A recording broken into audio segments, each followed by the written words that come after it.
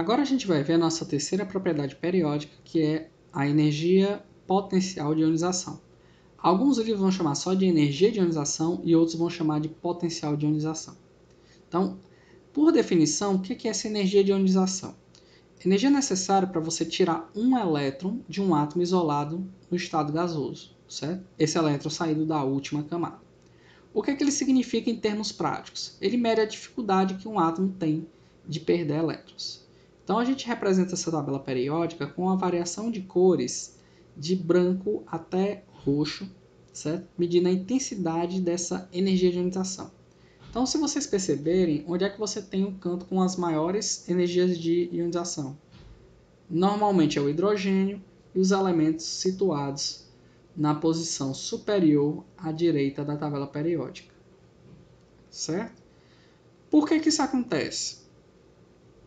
A tendência geral é que a energia de ionização ela aumente, certo? Com a diminuição do raio atômico. Então, regiões onde o raio atômico é menor, normalmente apresenta maiores valores de energia de ionização.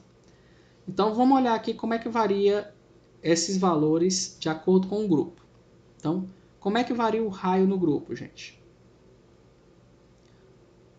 Se a gente pegar um grupo aqui, por exemplo, o grupo aqui do hidrogênio, a gente vê que o raio ele vai aumentar de cima para baixo. Porque quanto maior o período, maior o número de camadas, portanto, maior o raio.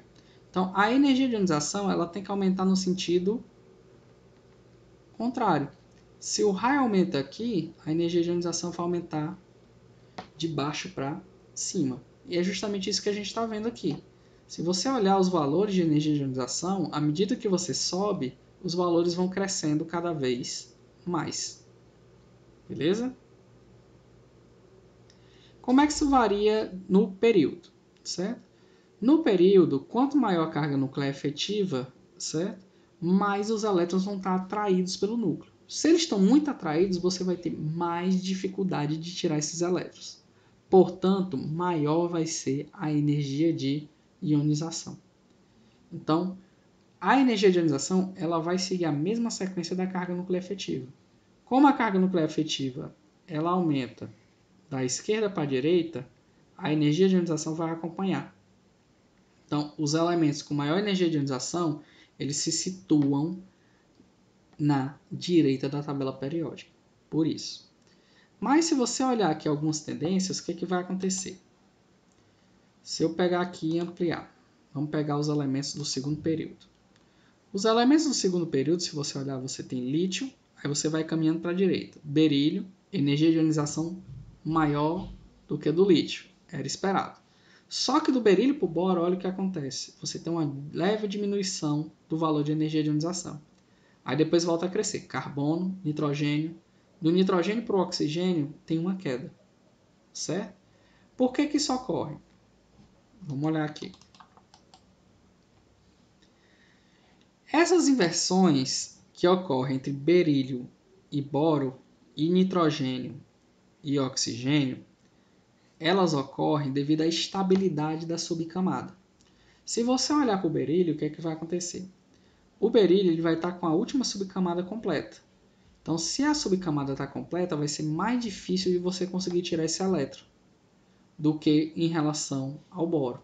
Então, toda vez que você tiver uma subcamada completa ou pela metade,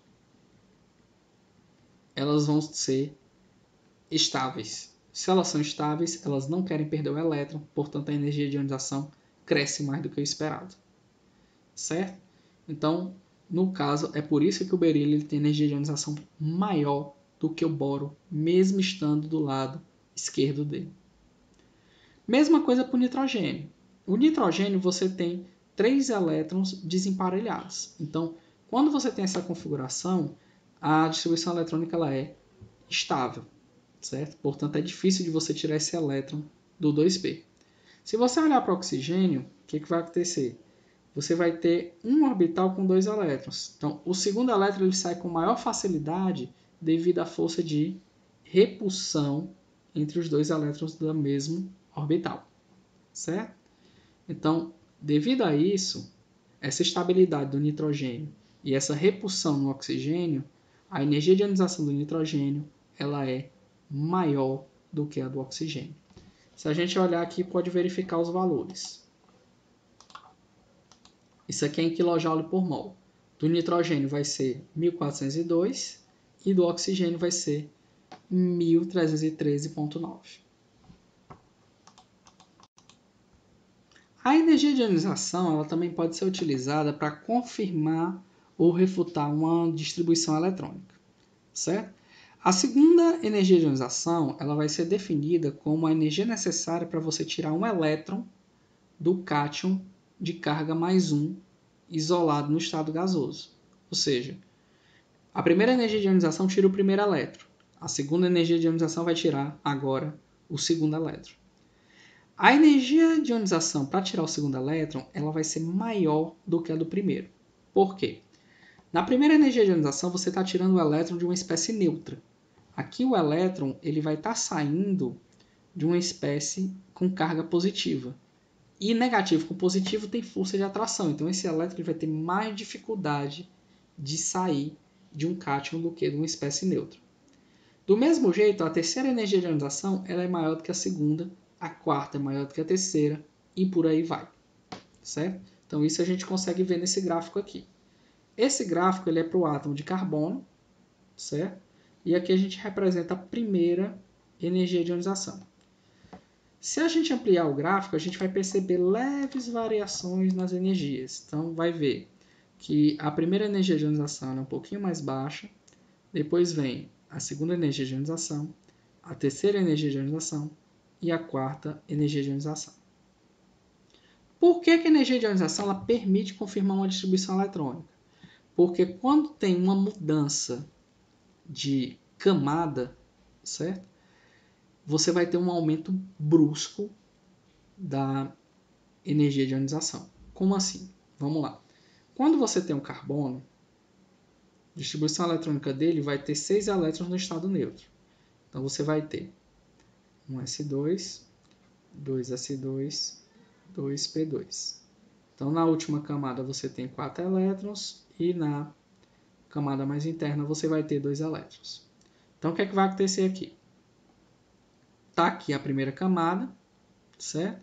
Os 2 elétrons dela e os 4 elétrons da última camada. Quando tem a primeira energia de ionização, você vai arrancar um desses elétrons mais externos, certo? E o átomo ele vai ficar positivo. Se você tentar tirar o segundo elétron, vai levar mais energia para tirar por causa dessa carga positiva, certo? Aí você tira esse segundo elétron. Tirou o segundo elétron, o átomo agora vai ser positivo e divalente, vai ter 2 cargas positivas. Então, o terceiro elétron ele vai ter mais dificuldade de sair por conta dessa atração. Mas mesmo assim, vamos colocar energia para tirar. Tirou o terceiro elétron, ele fica positivo, trivalente. Aí vai ter mais energia aqui para tirar o quarto elétron. Então, essa energia aqui é para tirar o quarto elétron. Essa aqui foi utilizada para tirar o terceiro elétron. Essa aqui foi utilizada para tirar o segundo elétron. Tirei os 4 elétrons, não tem mais elétrons na segunda camada. Então, vai ocorrer a mudança de camada.